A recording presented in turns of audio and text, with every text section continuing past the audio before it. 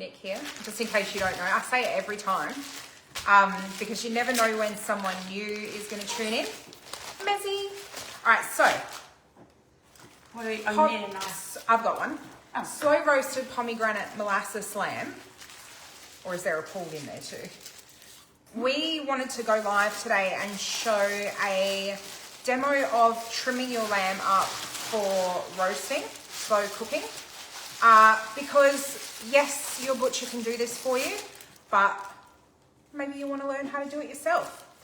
Now, I mentioned on my live yesterday, by no means am I a butcher, and Grant is so much better at this than me. But I have watched him doing this for years, so I feel like I can definitely give you some tips.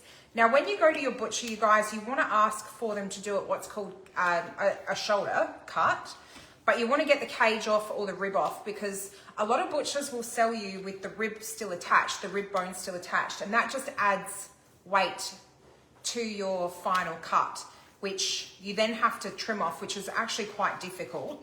And it's not something that's a usable cut either. It's not like you're going to go, I'm going to boil up these bloody ribs. So I do think that it's important to ask your butcher to remove the ribs or the cage. And of course you can ask your butcher to trim off any hard fat as well. But we didn't do that today because we wanted to show you how to do it, just in case you don't buy your meat from a butcher. Now, when you get your piece of lamb shoulder, it should look like this. The cage, so the ribs normally sit over it here. And it is quite difficult to remove them, isn't it? Yeah, it's really hard. Then on the top of your lamb, now this smells, how beautiful does this lamb smell? It smells bloody gorgeous. It smells so good. Now, when you buy your whole cut, it should be a nice rectangle like this. And this fat here, if your butcher hasn't trimmed it off, is what you need to start to remove. So lamb fat is delicious. And if we were roasting it, this would be gorgeous to eat. But I might just pop a tea towel under the, the board. Yeah. Now, a hot tip from me when you're trimming any kind of meat on a chopping board, pop a tea towel underneath your board to stop it from moving around on your bench. I'm just doing wet chucks. Or a wet chuck. Do you want to lift the board? And then I'll chuck Making you do things. Sorry. There we go. Now, I have just come back from the dentist and I had more injections done in my jaw, and the wisdom tooth hole cleaned out and curated it and stuff. So half my mouth is still numb. So I'm doing my best here with talking. Now, we just want to try. So we want to remove some of this lamb fat here. And if you caught my live yesterday, you would know that I talked about putting, how much of it does he remove? Like just that yucky hard bit, or does he remove all that? From memory, he does like just the yucky hard. Like leave some fat, because that some fat creates flavour, doesn't it? Yeah, but you just don't want this yucky hard stuff. So on my live yesterday, I talked about getting a nice sharp thin knife like this and just pressing it under on the beef tenderloin we had silver skin, and just kind of sliding it away from your body. Not kind of, you don't want to saw at it because that's what makes the meat look ugly. So we're just kind of pulling it away from ourselves like that and just getting rid of those hard bits of fat. The reason why we get rid of the hard bits of fat is because the marinade can't actually penetrate it at all. It would be different if we were fast roasting this. If we were fast roasting it, that would be delicious to eat. And it would go all crispy like lamb fat, but we are slow roasting this so we can pull it. So we want this fat gone because it's not nice pulling lamb skin through roasted meat. Would I have ever attempted this before Grant started teaching us how? Never. Never, never, never. You were like, ugh. I love lamb skin. I know, I've seen you eat your dad's lamb skin when he does the whole lamb on the... It's so delicious. The charcoal rotisserie. It's called a lamb spit. Lamb spit. That's what you were looking for? Yeah. It's like you and your dad sit there waiting for it. Oh, it's so good, isn't it? Yeah. So all this hard lamb skin and fat we want to get rid of because it's no good to us in this method of cooking. Yeah, you can see it's pulling the meat, so you can imagine it would do that It on contracts cooking. the meat, yeah. It is delicious though. Don't get me wrong, like I 100% would put this in the air fryer and crisp it up and just eat it if I could eat. I actually am still on soft foods, so... Which is not the worst thing in the world. Well, what am I having for lunch?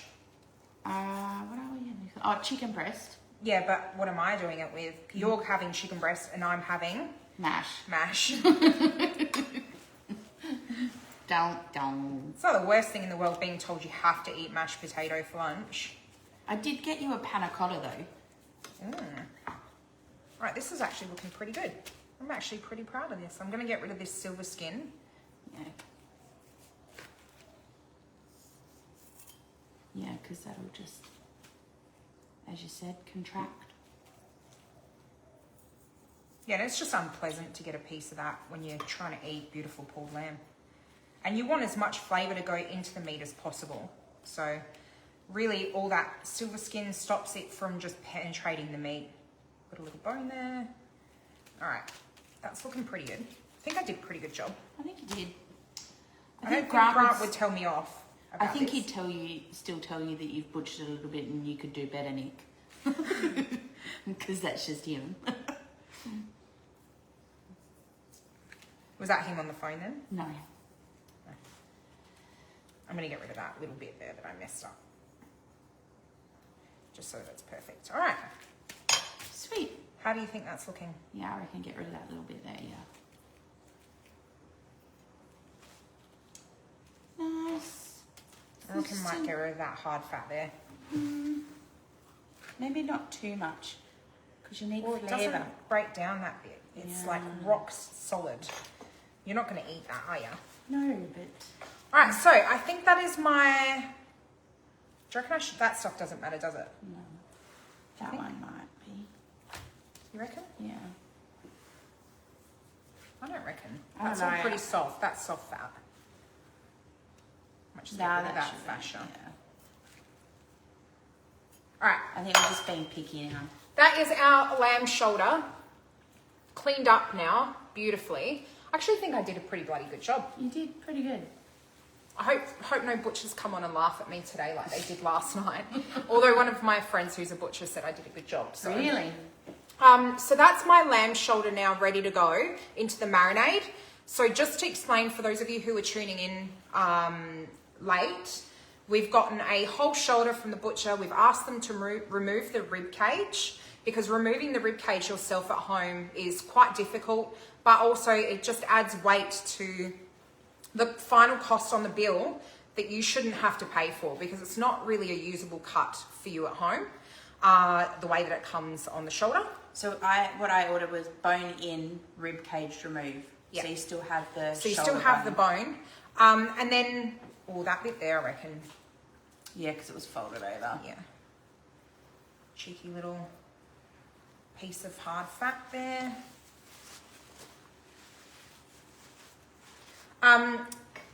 And we've removed the hard fat and skin from it because that will ensure that our meat is beautifully pullable. I thought my eye was looking crooked, but it's not. Is my eye crooked? My right eye crooked? No, I think the actual phone is on an angle. Are you sure? Yeah. Oh. Maybe. Looks like my eye is like wonky. Am I alright? Am I getting a migraine?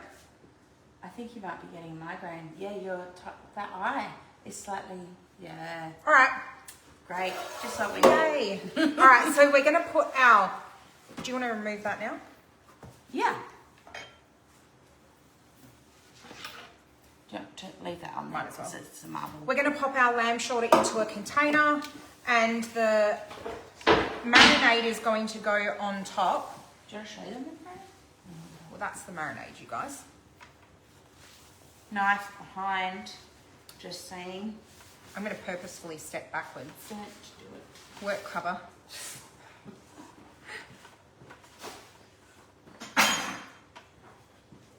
I need a holiday.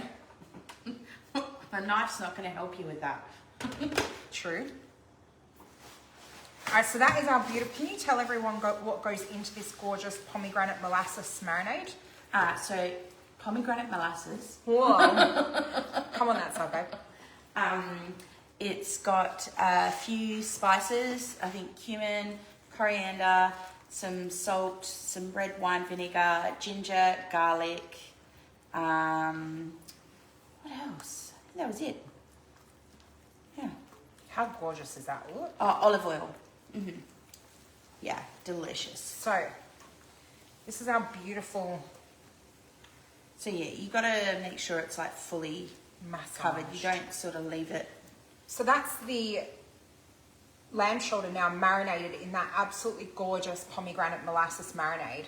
And how long are we going to let this sit for? How long does it cook for? I think it's 4 hours. So if we want to serve dinner at... 2 hours. If we want dinner to be ready at 7, So 15-ish? 4 hours and then an additional 20 minutes. So it says minimum 2 hours, but so I reckon, yeah, we give it a 1 hour. We're going to rush it a bit today because we're a little bit behind. Yeah, I reckon if we give it a 1 hour marinade, that's pretty decent for it. Yeah. It says 2 hours in the thing, but we're all about breaking the rules, aren't we? Yeah. Well, you work within the time constraints that you've got. So we're wanting to speed this up today. So we're only marinating it for about an hour so that we can get it cooked in time for dinner.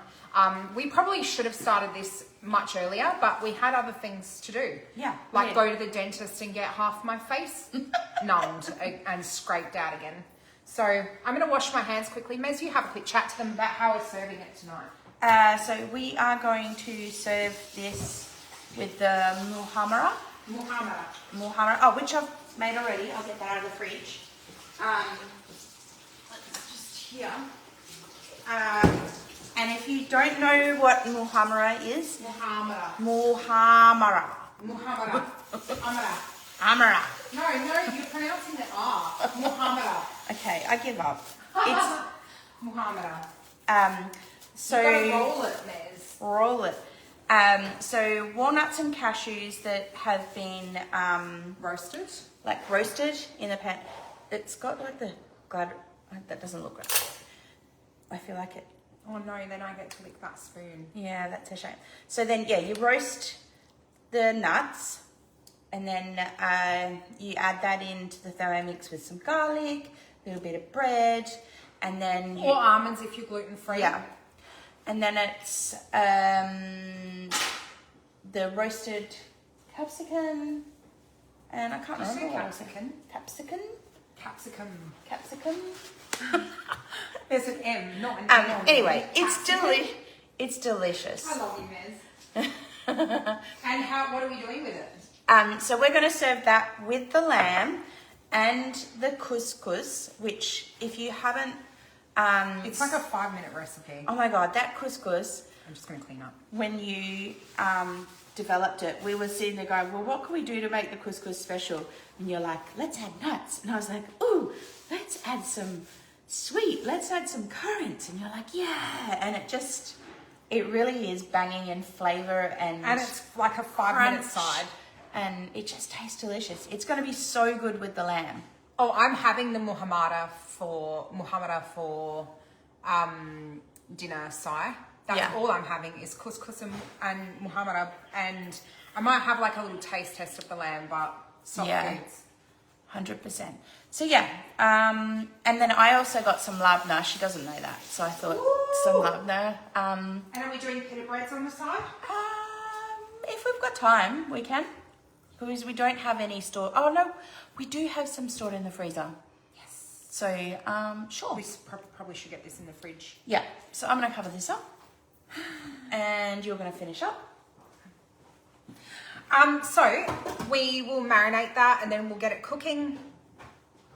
We're going to go live again in about probably 40 minutes with our lunch Oh yeah, forgot that much. Yeah, because we have steak au poivroir sauce left over from dinner last night, and I said to Mez, what if we cook up some chicken and serve it on the chicken? So we actually seasoned some chicken breasts with the French spice mix from Dinners 3. And I'm just having mash and sauce. So Mez is going to have the chicken with the sauce, and I'm going to have mash with sauce because I'm on soft food still. So anyway, I hope you guys have a wonderful day. Check in with us in about an hour for what we're having for lunch. And then check in with me tonight for dinner at about 7:30 p.m. South Australian time. All right, love you guys. See ya.